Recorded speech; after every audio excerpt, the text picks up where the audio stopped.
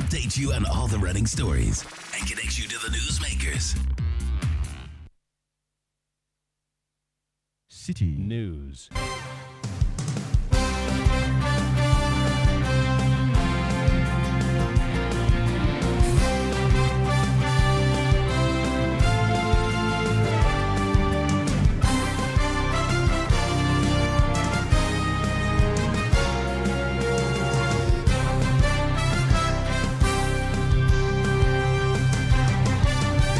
Hello, good afternoon. Welcome to Citi Prime News. This news is live from our studio at Adabraka in Accra. My name is Zoe Abubedu Ado. Coming up, Supreme Court directs Richard Delaskai to file new motion for an order for interlocutory injunction on the transmission of the anti-LGBTQ plus bill to the president. So in the court, they see exactly what went on, and today you saw it. So the process filed by some lawyers very defective and all that. And indeed, in such circumstances, if the court were to rule against them, nobody should be surprised. Many a time, people lose on account of violations of the rules of court themselves. Also coming up, Societe Generale dismisses report of exiting Ghana as it describes the news as false. And remain to all our stakeholders and our shareholders that the news item being circulated in the media was not issued by the group nor by SG Ghana. So we don't want to comment further. Still to come, day 2 of the limited voter registration exercise progresses smoothly after initial glitches with internet and power outage challenges nationwide. Today it was very fast, about 15 minutes, and I got my card. And later, GII announces plans to propose a bill for the regulation of campaign financing following widespread concerns of vote buying. This is a subject we look at, particularly during the elections. We are currently in the process of working together again to propose a bill for regulating campaign financing. This bulletin is live across our partner stations in the Western region. We're on Premier 100.5 FM in Takoradi and Beach 105.5 FM in Takoradi. Bono region, Greener FM 95.9 in Sunyani Ashanti region, Orange FM 107.9 in Kumasi Volta region, Global 105.1 FM in Ho, and Adanu 107.7 FM in Adaklawaya Northern region, Diamond 93.7 FM in Tamale Upper West, Westlink 88.1 FM in Laura Upper East, Source 100.1 FM in Boko, and in the Northeast region, we're on Scarp 101.3 FM in Nampanduri. Across the globe, we are live on citynewsroom.com. Citi Prime News at 12 midday. Update you on all the running stories and connect you to the newsmakers. Grateful for your time this afternoon. And now French bank Societe Generale has dismissed widespread reports of withdrawing from the Ghanaian banking market. The bank maintains that the reports are false and are just rumors. It, however, claims that it is strategically positioning itself for the global market. Here is the managing director of the bank, Hakeem Uzani, answering questions from shareholders at its 44th annual general meeting on the purported exit despite the profitability of the bank.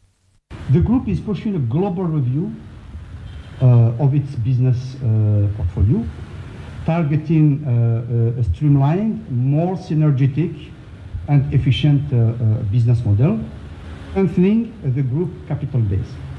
This has been said for once again since September 2023. In the context of this strategic review for the group, and following decisions taken and publicized by Societe Generale Group on some activities over the world, in France, in Africa, but elsewhere, some rumors have indeed taken roots in regarding SG Ghana.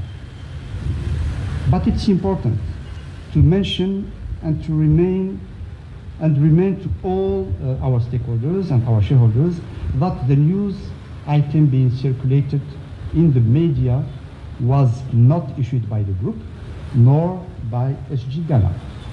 So we don't want to comment further, but really I insist on the papers is not by SG, is not by SG Ghana. Hakeem Uzani is the managing director of the Societe Generale. Bank. Now, the Supreme Court has directed broadcast journalist Richard Delasky to file a new motion for an order for interlocutory injunction on the transmission of the anti-LGBTQ plus bill to the President for consideration and subsequent assent by the President pending final determination of the matter.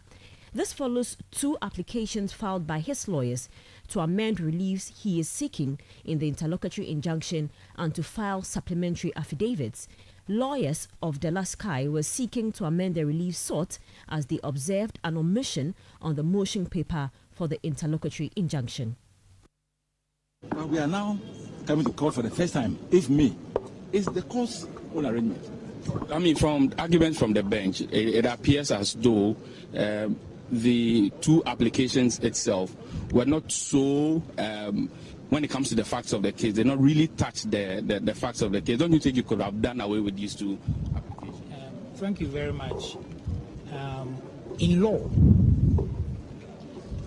a motion cannot derogate from the writ and the statement of claim. So where one realizes that his motion and affidavit in support is not in tandem with his writ of summons and statement of claim, he has an unfettered right to amend. And if you don't do that and the matter proceeds by the motion, you risk a very big chance. And that's what we didn't want to go through. So to us, it was a proper review and the correction were in order. I mean, a request was made for a live broadcast of the proceedings. Apparently that has been granted because we're allowed in. From your own end, is that something that you are satisfied with? I always say that, but for space, our courts have nothing to hide, especially in this country. These constitutional matters are best placed in public domain so that everybody will hear and understand, to stop some of these speculations we have all around us. It puts an end to this making rounds of stories. We sometimes sound very strange when you are in court because they are not actually what happened. So I'm all yours when it comes to putting these things in the airspace for everybody to hear and see. It saves even us as lawyers because we belong to other social groupings and questions are asked every now and then about what transpired in court. So due to save me from the numerous explanations people may require from me. Your name? Excuse me. I am So you heard lawyer of Richard Delasky seeking to amend relief sought as they observe an omission on the motion paper for the interlocutory injunction. Now, lawyers for the Speaker of Parliament, led by Thaddeus Sorry, however, raised a preliminary objection to the application. According to Mr. Sorry, the attempt by Richard Sky to amend the reliefs will be overreaching objections they have raised in relation to the same reliefs. He deems scandalous. When I say, looking at the nature of the affidavit filed by the Attorney General, it appears to align with the case you have been making in this court. And so I have even indicated in the supplementary affidavit that at the hearing of this application, I'll be seeking leave of the court to have this supplementary affidavit admitted.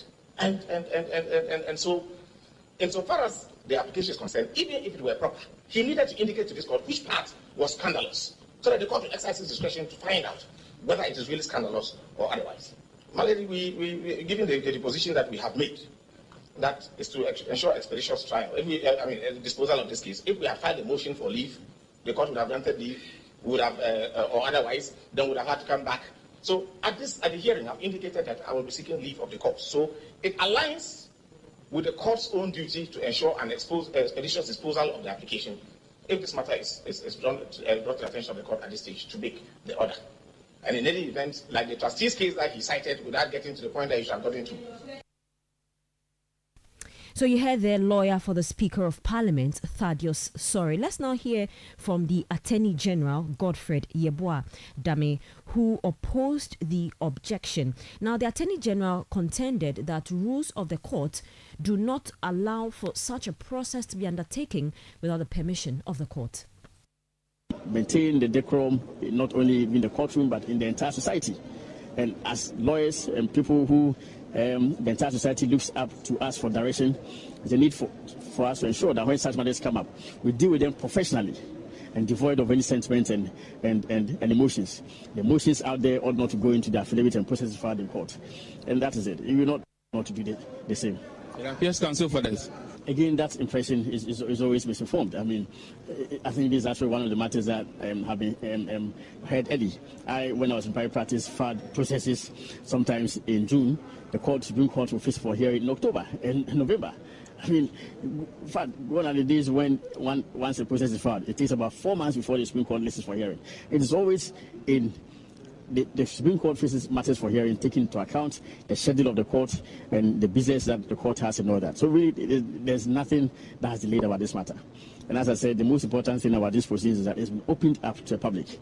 There's transparency, and anybody can see what is happening. I don't have any. It appears, if you notice, my position in these matters has not been to take the side of one party or the other. It had the plaintiff for the defendant. There was a time counsel for the Parliament of Ghana was actually saying that on certain occasions Attorney General Godfred Yeboah Dame. Now, the court dismissed the objection, saying it is unnecessary, and gave permission for Richard Sky to amend the reliefs on the motion paper. Lawyers for the second defendant and respondent, the Speaker of Parliament, suggested that the court should rather direct for the applicant to file a fresh motion that includes the amended reliefs and the supplementary affidavit. The Supreme Court, presided over by Chief Justice Gertrude Tokono, agreed with the suggestion and asked for Richard Sky to file a new motion by May 17. The defendants, thus the Speaker of Parliament and the Attorney General, are also given 7 days after that to file their responses. The case has been adjourned sine die. Away from the Supreme Court now, let's turn attention to the limited voters registration exercise.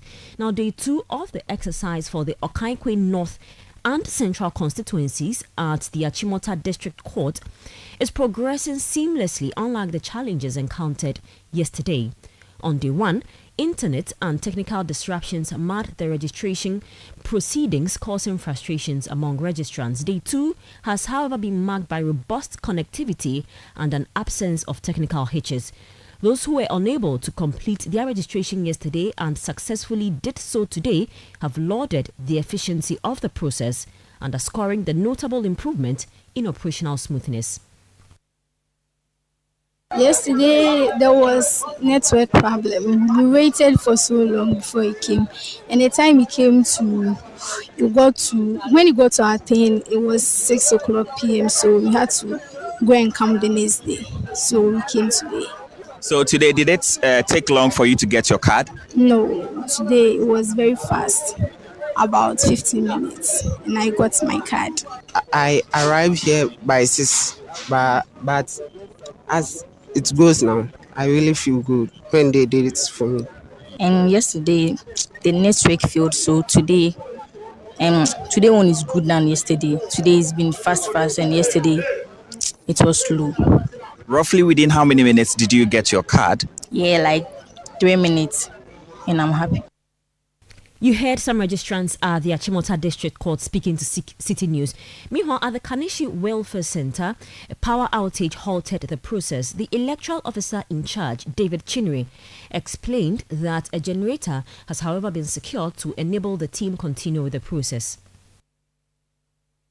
Definitely, we are having light, so I just went to rent a generator, and we have to power. Our machines are okay, but the router, we need to connect to the internet, and with that one, without the lights, we cannot connect. So that is the only problem we have now. But once we have brought in the generator, everything will be rectified in a couple of minutes. Will that in any way destroy your target? And what's your target for today? In a way. But now the machine is moving very fast. So let's hope. You can't predict now. So let's hope. David Chinui is the electoral officer in charge of the limited voter registration exercise at the Kanishi Welfare Center. Now, the Ghana Integrity Initiative has reviewed plans to propose a bill for the regulation of campaign financing. This comes against the backdrop of widespread concerns about malfeasance, including vote buying in various level of elections. Executive Director of GII, Mary Ada, while describing the phenomenon as the cracks of corruption-related offences, underscored the need for a concerted effort to address it. She spoke at Day 3 of the 14th Commonwealth Conference for Heads of Anti-Corruption Agencies in Africa. We have done monitoring abuse of incumbency and electoral corruption over the years. Since 2008, this is a subject we look at, particularly during the elections. We are currently in the process of working together again to propose a bill for regulating campaign financing, which is a big monster that is propelling all the corruption mostly in Ghana. Elections take away so much, particularly now because the citizens have also decided that it is important to gain their view within those places, because that's when we can get it. Elections have become very, very expensive, with people having to find money by hook or crook. She further advocated for a robust asset declaration regime to tackle issues of corruption among public office holders. Involved in many of the laws, we tried leading the asset declaration regime. We have made a lot of inputs into it. Unfortunately, as we speak, we still do not have a law, but we are following up to ensure that the conduct of public officers is criminalized in instances of conflict of interest, which is not a criminal offense in Ghana.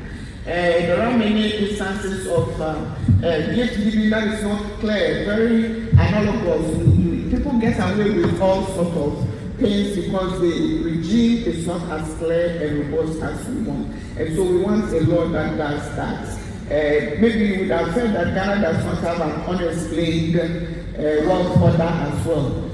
So it's difficult to, in most of your countries, you are able to prosecute corruption easily, but in our case, people do investigations, capacity very much